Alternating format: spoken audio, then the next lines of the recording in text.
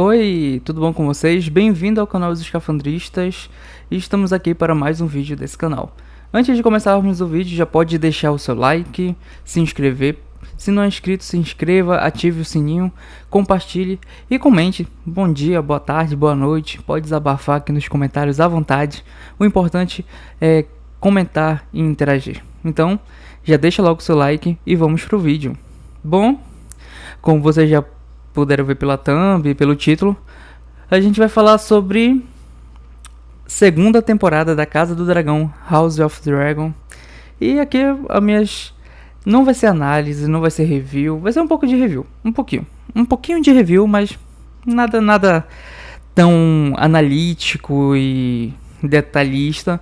Vai ser apenas as impressões desse final de segunda temporada. Casa do Dragão, a gente vem aqui e essa temporada ela trouxe ela retornou alguns assuntos, alguns textos importantes, algumas opiniões que já haviam sido plantadas quando lançou a primeira temporada, voltaram com bastante força e se mantiveram um pouco nessa pegada. E uma das opiniões vamos trazendo sobre a mudança dos livros, sobre as questões de adaptação de série para TV baseada no Fogo e Sangue, e algumas mudanças que a série trouxe, principalmente envolvendo o relacionamento da Rhaenyra com a Alicent e tudo mais. Principalmente essa questão. E algumas outras coisinhas a mais.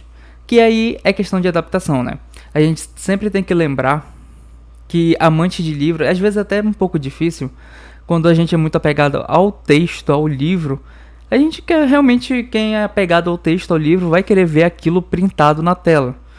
E vai ficar chateado em ver que sua adaptação favorita, ou aquilo que você tanto ama, admira, é fã da obra e tudo mais, não está sendo totalmente fiel. Mas tem coisas que funcionam no livro e tem coisas que só funcionam na TV, e tem uma questão principal, que é a adaptação. A série raramente, muito raramente, algum filme, alguma série, alguma animação, vai ser 100% igual ao quadrinho, ao livro, ou fanfic, que seja desenvolvido. Vai ser muito difícil. Uma das adaptações mais fiéis, que o autor do livro foi diretor do filme, que é no caso as vantagens de ser invisível, ainda tem algumas mudanças. Porque adaptação é adaptação, livro é livro. São narrativas diferentes, jeitos de contar histórias diferentes. E apesar de ser uma adaptação, vai ser uma história contada de uma outra forma. Então mudanças vão acontecer. A questão mais ampla que foi criada, né, em relação a livros versus adaptação, que foi o relacionamento da Rhaenyra com a Alicent. Fizeram ela ser praticamente quase da mesma idade, se eu não me engano uns 2-3 anos de diferença, que no livro a diferença já é grande, né, elas não têm esse arco de amizade nem nada, mas na série criaram isso. E aí na primeira temporada começaram a questionar, olha, essa mudança, será que ela veio pro bem ou pro mal? Como será que vai ser adaptado? E quando termina a primeira temporada, termina com um gostinho de... foi legal a construção, principalmente pro marketing, principalmente para as vendas. Você colocar aquela imagem da Rhaenyra de um lado e o fundo vermelho, e do outro lado a Alicent com fundo verde e tudo mais. É interessante a gente ver essas associações, esse Targaryen versus Hightower, e a própria série desenvolve isso, né? Que a gente vê muito do Daemon falar, raramente a gente vai ver o Daemon falando dos Targaryens, ele fala, os Hightower. Então ele não se refere muito ao Aegon ou ao Aemond como Targaryen. Ele às vezes identifica esses personagens como Hightower, que é uma das mudanças da série pro livro. Assim, na série, a dança dos dragões é justamente a dança dos Targaryen, um Targaryen contra outro. A Alicent tem a sua participação, o Otto tem sua participação, mas é Rhaenyra contra o Aegon ali e Aemond. Mas a forma como foi construído e para a forma de se vender, o Aegon não tem venda suficiente quanto a Alicent. Em questão de marketing, em questão de angariar público. Porque, claro que e essa é uma tarefa da adaptação. Você precisa dialogar com quem é fiel. E querendo ou não, quem é fiel, quem é fã de livro e vai ter seu livro favorito sendo adaptado, ele vai ver. Apesar de ser ruim, ele vai ver. A gente tem exemplos clássicos, como os filmes do Percy Jackson e tudo mais, que os fãs do livro ficaram revoltados, mas mesmo assim assistiam. E tem um desafio de você adaptar para os fãs e trazer os fãs para assistirem, que é a tarefa menos difícil, e também de chamar o público que não tem contato. E Game of Thrones tem o universo Gelo e Fogo, ele tem isso. Ele vai ter os fãs dos livros e vai ter os fãs da série. Ou seja, você vai atrair o público da série de Game of Thrones e o público dos livros, que provavelmente, realmente, 99% assistiu a série. E aí você tem que capturar também a atenção do público novo, que nem assistiu Game of Thrones e por alguma razão está sendo lançado aqui, está sendo comentado toda vez que é episódio, metade da semana que sai o episódio, no Twitter principalmente, o assunto é Casa do Dragão. E isso vai gerar um pouco de interesse daqueles que não viram, e aí você precisa vender para atrair esse novo público. Até porque Game of Thrones não saiu há 2, 3 anos atrás, tem mais um tempinho aí. E a última temporada também foi mal vendida. Não mal vendida em sentido de marketing. Foi mal vendida em questão de roteiro mesmo, do boca a boca. Do público falando é ruim, é ruim, é ruim. E muita gente deixou de assistir Game of Thrones por causa desse boca a boca. Não porque a propaganda de Game of Thrones é muito bem feita, mas o boca a boca pesou muito. Então tem muita gente que eu conheço que ainda não assistiu Game of Thrones por causa do final. O pessoal fala, não, o final é ruim, o final é ruim, o final é ruim. E eu penso, pô, já que o final é ruim, né? Não motiva muito. E aí fica todo esse peso. E todas essas questões retornaram com muita força, principalmente nos 2 últimos episódios. E aí já saiu nas matérias que o planejamento era para ser a segunda temporada de 10 episódios. A HBO cortou, parece que já... Não sei se eles gravaram os 10 episódios. Mas ficou meio subentendido ali, algumas notícias saindo, que a HBO cortou e ficou 8 episódios, que antecipou esses episódios e tudo mais antes da greve que teve. E aí, como teve greve, os roteiristas não ajeitaram, e por isso que terminou dessa forma e foi um tiro no pé da HBO. Essa questão de reclamar de adaptação, de que tá diferente dos livros e tudo mais, eu acho meio assim, vou usar o termo paia aqui, eu acho meio paia. Eu não acho muito legal, porque assim, eu acho que cai naquela coisa subjetiva de formas de adaptação e falar, tem que respeitar o conteúdo original, mas até que certo ponto. E eu acho que a gente deve observar obras da forma como ela gosta de ser apresentada. E é de uma forma até que eu dou nota para filmes, né? Eu não dou nota para filmes ou esse sistema que a gente cria de notas ou estrelas, 5 estrelas ou nota de 1 a 10. Esse sistema numérico e tudo mais para filmes ou séries, partindo do ponto de um ranqueamento, falando, o Poderoso Chefão é nota 5, Um Corpo que Cai é nota 5, e eu acho um filme de comédia ali, a proposta, o super-herói, o filme é nota 0, porque em comparação com Um Corpo que Cai, é 0. Eu não observo dessa forma, eu observo pela proposta que o filme quer indicar.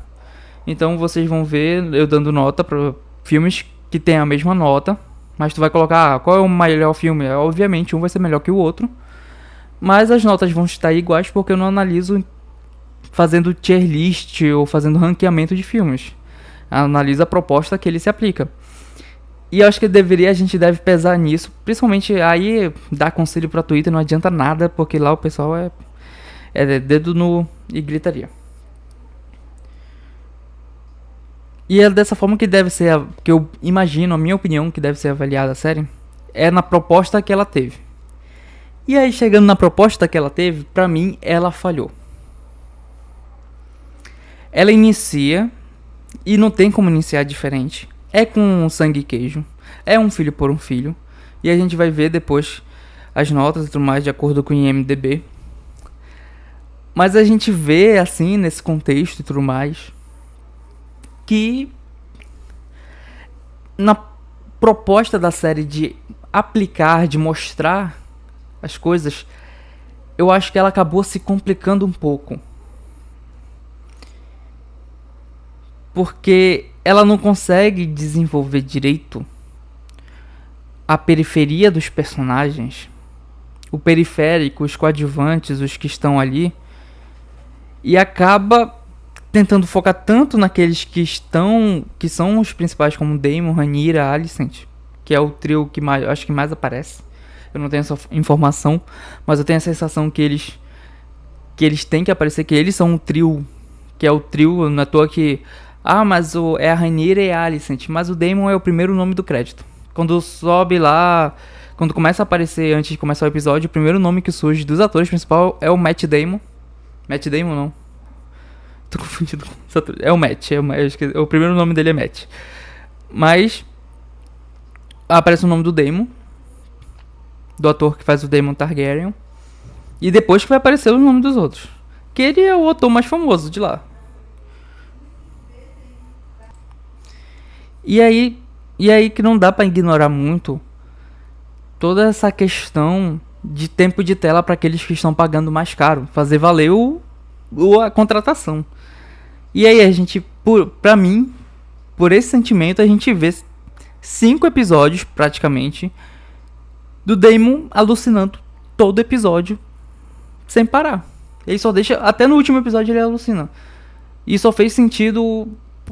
Só tem essa questão que o pessoal passa pano pra última alucinação, que é a visão que ele tem no último episódio, por causa que aparece a Daenerys, aparece o Brand Rivers, o Corvo de 3 Olhos, aparece o Caminhante Branco e tudo mais.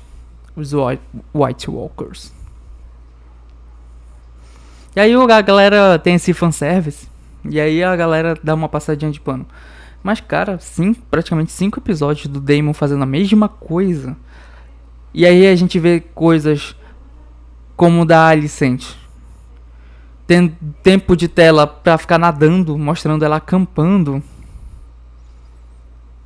Porque tem que incluir ela, porque dá a sensação de que, poxa, ela já não tem mais o que fazer, mas como ela é uma das atrizes carro-chefe, a gente tem que mostrar ela todo episódio.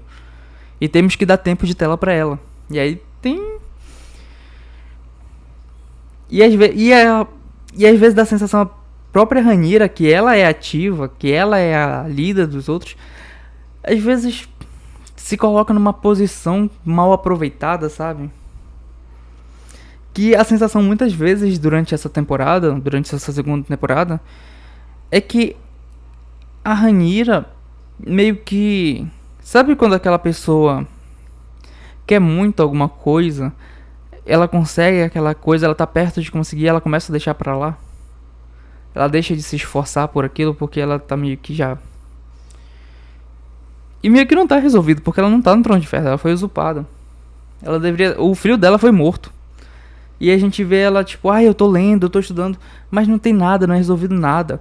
A gente vê no início da usurpação o movimento dos verdes, e eles falam, não, que a gente tem que atacar por aqui. Principalmente algumas cenas do Aemond com Criston Cole, dele chegando, não, a gente vai atacar por aqui, a gente vai subir aqui, vamos passando pelas casas e obrigando eles a se jurarem lealdade para Aegon.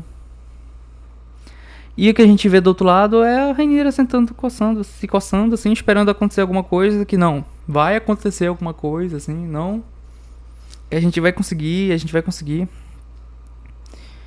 E é isso aí, tem essa questão. Não sei, alguma das desculpas que foi usada logo nos primeiros episódios, quando ela entrava muito em conflito com as pessoas do próprio conselho dela, que eles não respeitavam muito ela e tudo mais, é que ela falava, que eles usavam, você nunca esteve numa guerra, e ela falava, vocês também não. Que a gente viveu tempos de paz aqui, eu nunca vi guerra e vocês também não. Mas parecia uma desculpa esfarrapada, sabe? Uma pessoa que tem do seu lado o Corlys Velaryon, que vivia em guerra, ia caçar guerra atrás dali, deixava a esposa pra navegar, pra ir atrás de guerra praticamente. Teve as lutas contra a triarquia e tudo mais. e não traçou uma única estratégia. A única estratégia que foi do código que apareceu lá é bora bloquear. E eles se basearam no bloqueio o tempo todo. É só bloqueio, é só bloqueio. Os vezes o Christian Cole tá tomando várias partes de Kingsland ali aos redores de Kingsland. Não, pode deixar, pode deixar. Aí o arco todo ocorre em Harrenhal. Demora uma temporada toda pra no final eles conseguirem o exército de Harrenhal, das terras fluviais. E aí complica, né? Que dá essa falsa sensação, entendeu? De que todo mundo ali é burro. Aí começa o Aemon de tomar decisões assim que o próprio Aegon, do Aegon você já entende um pouco ali, um pouco é melhor construído essa burrice do Aegon, mas cara, é cada coisa assim que e é complicado que a gente vê, elas convida o Corlys pra ser a mão. A mão, ele aceita ser a mão. E ela conversa mais com a Misária do que com o Corlys. Ela conversa mais com o Verme Branco. E tipo, tem pouquíssimos diálogos dela com o Corlys tratando de assuntos. E ele é a mão dela. E alguns assuntos assim, do Corlys falando a gente tem que atacar, né? Pra ganhar a guerra a gente precisa guerrear. Pra ganhar uma guerra, olha que novidade, pra ganhar a guerra a gente precisa lutar, gente. E aí a Rhaenyra chega no seu conselho e fala, gente, pra gente ganhar a guerra a gente vai ter que destruir, né? Aí todo mundo fica surpreso. Meu Deus, a gente vai ter que matar gente. Olha, quem diria que numa guerra morre gente? Fica tratando, sei lá, parece que estão tratando, ficou no final tratando como, poxa, matar gente é ruim. E a gente não mata a gente é os bons. Aí mostra o Aemond queimando uma vila lá, queimou toda uma vila.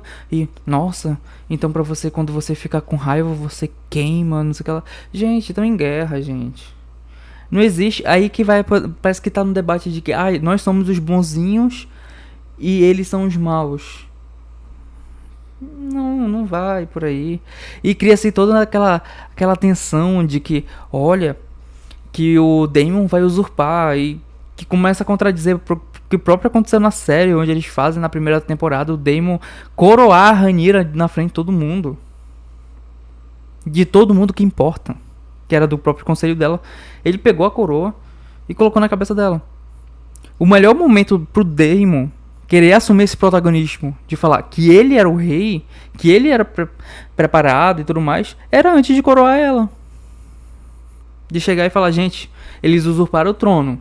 O povo não quer uma mulher no poder, eles querem um homem. Mas a gente não vai deixar usurpadores Hightower. Eu sou um homem aqui, eu sou irmão do rei. Sou casado com ela, ou tecnicamente, ela vai continuar sendo a rainha. A linhagem vai continuar se mantendo. E eu vou ser o rei. O conselho ia comprar. E o Daemon sabia que o Conselho Preto ia comprar essa ideia. O Corlys ia comprar essa ideia. Talvez quem não comprasse a ideia seja Rhaenys. Mas ele não fez. O que ele fez? Coroou ela. Aí o que acontece na segunda temporada? Ele começa a agir pelas costas. Por quê? Porque ela deu um ralinho nele. Aí começa toda a jornada de Harrenhal. Primeiro episódio até que é legal. Pô, o Daemon tava ficando maluquinho, hein? Segundo, pô, o Daemon tá ficando maluquinho. Terceiro, pô, já deu, né? E parece que esticaram, parece que... Apesar de a reclamação falar que era 10 episódios e que a HBO cortou 2, parecia que... gente, acaba logo. É uma enrolação, não acaba, o negócio fica esticado. E parece que não tem pra onde ir. E é engraçado porque no último episódio mostrava que tinha muita coisa que poderia mostrar. Que poderia ser trabalhado melhor. Quando eles vão trabalhando as periferias, os personagens periféricos da obra, como o Game of Thrones fez muito bem, de forma excelente, que tinha episódios que mal aparecia o Jon Snow, tinha episódios que mal aparecia a Daenerys, e a gente vai falar sobre... Tinha episódio dedicado ao Sam e a esposa dele, a Gilly, e era episódio que tu vê o desenvolvimento e ficava, caraca, que personagem interessante. Episódios do Hodor. ou de outros personagens que tinham ao seu redor. E ainda teve gente reclamando que em Game of Thrones eles deveriam desenvolver mais os personagens. Ainda tinha reclamação daquela época, né? Quem reclama naquela época já tá chorando, pedindo a volta de Game of Thrones quando vê, principalmente a segunda temporada da Casa do Dragão. Aí fica nisso, entendeu? E a gente vê o Tywin Lannister negociando lá com a triarquia e tudo mais. E foi gostosinho de ver, quando eles tratando, a gente vê lá dos personagens. O Tywin, até o último episódio, a gente vê o Tywin apenas sentado, com medo do rei. Ou, assim, sendo capacho. E aí a gente vê esse lado dele sendo capacho, mas fazendo de tudo pra conseguir a negociação. E a moça lá e tudo mais, que controlava lá, que era a que decidia se ia topar ou não. E junto com o Tywin no final topa. Pô, foi legal esse trabalho com esses personagens. E tem personagem pra isso. Cortaram muitos personagens que são importantes, que já poderiam mostrar. E aí chega na pior coisa pra mim, que é a pior coisa da segunda temporada. Que o problema que o pessoal focou muito no último episódio. O último episódio foi um trailer da terceira. Foi 70 minutos. Acabei de ver 70 minutos de trailer pra terceira temporada. O problema é que Game of Thrones já fez isso. Os últimos episódios, geralmente, era a preparação para o que ia vir realmente para as outras temporadas. O problema pra mim não foi o último episódio ser daquela forma. De preparação e agora na próxima temporada vai ser algo grandioso. Pra mim a questão é que a temporada toda foi isso. Não é a questão de ser o último episódio pra isso. Eles dão um gostinho pra gente no episódio da morte da Rhaenys, junto com a Melis, do conflito dela com a Veiga e com a Sunfyre. A gente sente esse gostinho de conflito e é só isso. E tinha coisas pra mostrar. Tinha possibilidades de ser travadas ali. E ficou depois do episódio da Rhaenys e da Melis, até aquele momento da temporada, a temporada estava convincente. Não é à toa que as melhores notas da temporada, e a gente vai ver agora no IMDb, as melhores notas da temporada são o início. Aqui é o primeiro episódio, Son for a Son, 8.2. Rhaenyra, The Crew, 8.3, que se eu não me engano é o episódio dos Gêmeos. Eu acho que é o episódio dos Gêmeos. Aí já cai um pouquinho no terceiro, vai pra 7.6. Vai pro episódio mais bem avaliado da temporada, que é o episódio 4, que é a luta da Rhaenys com a Veiga, com Aemond. E aqui começa. A partir do 5, o pessoal reclamou, nossa, episódio, pô, beleza. É pós-batalha. Todo mundo ia perceber que o episódio pós-batalha ia ser aquele episódio pra dar uma acalmada. Gente, acalma ali, bora segurar um pouquinho. Bora ver as consequências dessa batalha. Então tudo bem, só não precisava ser tão lento assim, né? E aqui, gente, o sexto realmente já cai pra 6.2. Aí a sétima temporada tem aquela questão lá dos bastardos e tudo mais, que foi pro 8.9, que é o segundo mais bem avaliado. Que tem essa crescente e agora é agora, porque agora a Rhaenyra conseguiu novos montadores, qual vai ser, e a gente tem os montadores. Será que eles realmente são leais a ela e tudo mais? E chegou a oitava temporada, o último episódio, e fala, gente, é só na próxima temporada. 2 aninhos aí esperando pra ver o que vai acontecer. E é isso. A construção pro episódio 4, pra metade da temporada, foi uma construção que agora sim, agora a guerra tá vindo. A guerra tá vindo. Peraí, calma aí que a guerra ainda não chegou.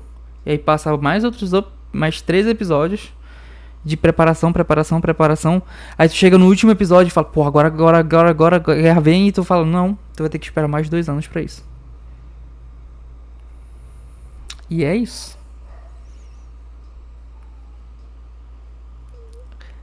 Parece que foi confirmado que House of the Dragon vai ter 4 temporadas. E eu espero, eu estou confiante de que a próxima temporada vai ser melhor. Acho que vai ser melhor trabalhado. Realmente a gente tem que falar da questão da HBO ter interferido. A gente tem que falar da questão que teve greve. Não afetou tanto, porque, claro, é produção inglesa, mas afeta, gente. Tem que dizer que afeta. Não afetou tanto quanto outras produções como o Stranger Things, por exemplo, mas afeta. Mas também tem que ser criticado, ó. Tem que criticar. Eu acho que, pra mim, o conselho pra tudo isso é o do Luigi. Que o Luigi fala uma coisa que pra mim é precioso. Que é: não faça das coisas que tu gosta a sua personalidade.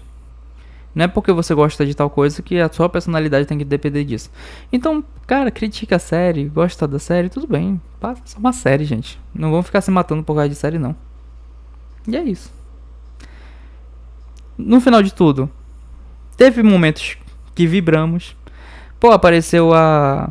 Teve vazamento, então eu recebi esse spoiler, mas, cara, ver a Daenerys ali na visão e tudo mais, tu fica empolgado, tu fala, nossa, como isso é grandioso, aí depois tu lembra do final de Game of Thrones, aí tu fica triste de novo.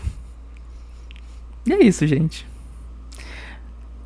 Eu não gosto de dar nota pras coisas, mas se for pra dar nota, essa temporada foi uma nota 6. E tá tudo bem. Tá tudo bem. Importante é que a gente teve ótimos domingos. Eu tive experiências legais de a gente jogar. Todo domingo à noite a gente reunia os amigos e jogava antes de começar o episódio. Então, o que vale é esses momentos mesmo. E eu espero que vocês tenham esses momentos também. Então é isso, gente. Deixe o seu like, comente. Não é inscrito? Pô, inscreve aí, tá? E compartilha. Ativa o sininho. E é isso. Até a próxima, tá bom? Tchau, tchau, gente.